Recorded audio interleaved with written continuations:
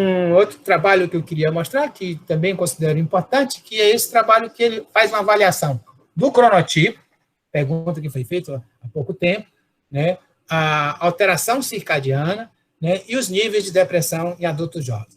Aqui, no caso, esse trabalho, ele pegou, né, ele usou 528 sujeitos, ele identificou a meia fase do sono, né, para identificar o cronotipo pelo o questionário de Munique, mas também ele fez uma genotipagem, ele identificou alguns determinados genes, né, e calculou também a jet lag social, e aí ele definiu a depressão, os níveis de depressão, pelo índice de depressão de Beck, né, e os níveis de ansiedade, né, por esse, né, sistema aqui. Então, o que foi feito é o seguinte, ele conseguiu, por análise, né, da fase, né, do gene, né, PE3, o RNA, e aqui também desse outro gene, ele conseguiu separar alguns sujeitos que eu digo que estaria aqui, os que estão atrasados. Então, esses aqui, alguns deles, eles eram, pelo o cronotipo, pelo questionário de Munique, eles eram vespertino e tinham essa característica genética. E esses outros aqui, eles eram matutino e tinham essa característica genética. E tinham outros que as características genéticas eram intrínsecas, eram misturadas e você não conseguia fazer a diferenciação genética, certo? Então, o que ele observou? Quando ele vai medir, por exemplo, os níveis de depressão, ele encontrou que os níveis aqui eram sujeitos indiferentes, níveis baixos. Olha os indivíduos vespertinos lá em cima. Né? Os indivíduos contraditórios, que eram os indivíduos que não havia uma correspondência entre o cronotipo e a genotipagem, certo? Então, aqui, esse trabalho, com vários sujeitos, ele mostra que os vespertinos têm, né, um maior nível de depressão, né? Aqui, no caso da ansiedade, também os indivíduos vespertinos têm maiores níveis, e o mais interessante, que os matutinos tinham menos ansiedade, inclusive, do que os indivíduos indiferentes. E isso, olha, coincide com os níveis de jet lag social, claro que os matutinos têm um menor nível de jet lag social. Né?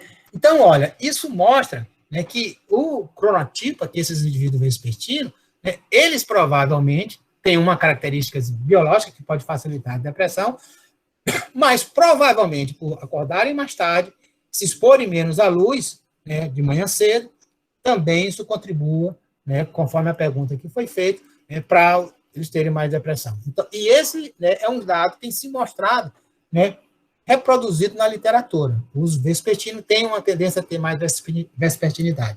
E aqui, né, o mais importante aqui são os dados dos indivíduos que são vespertinos pelo cronotipo e geneticamente, pela genotipagem, também identificado como cronotipo. Mas como é que a gente pode, então, aplicar, né, a ritmicidade circadiana para melhorar a nossa saúde mental? Isso tudo começou, né, numa doença, né, que é chamada doença sazonal afetiva. Lá nos anos 70, essa doença foi caracterizada como uma crise de depressão, ou seja, diminuição do afeto, do humor, depressão, que ocorre principalmente no inverno. Então, o indivíduo que ele tem um estado de humor, né, normal durante, né, a fase, né, do verão, né, final da primavera, verão, início do outono.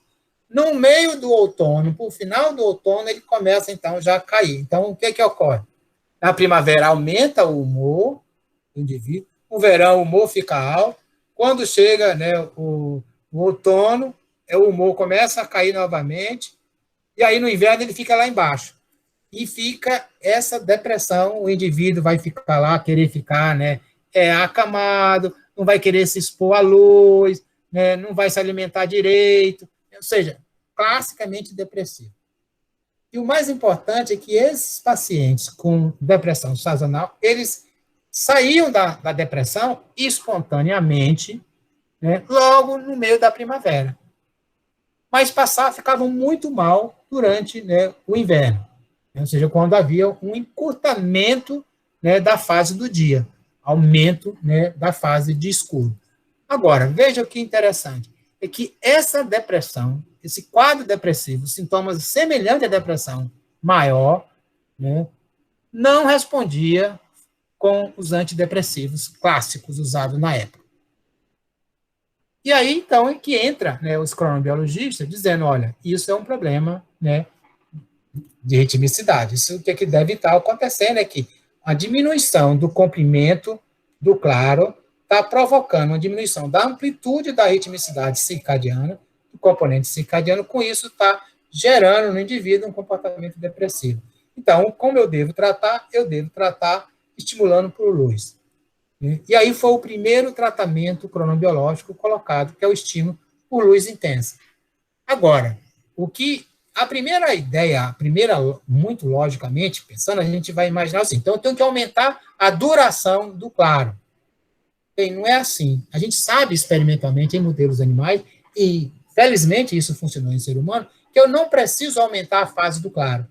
Basta eu dar um estímulo luminoso muito intenso, correspondente ao início, né, do claro, que deveria estar igual ao verão.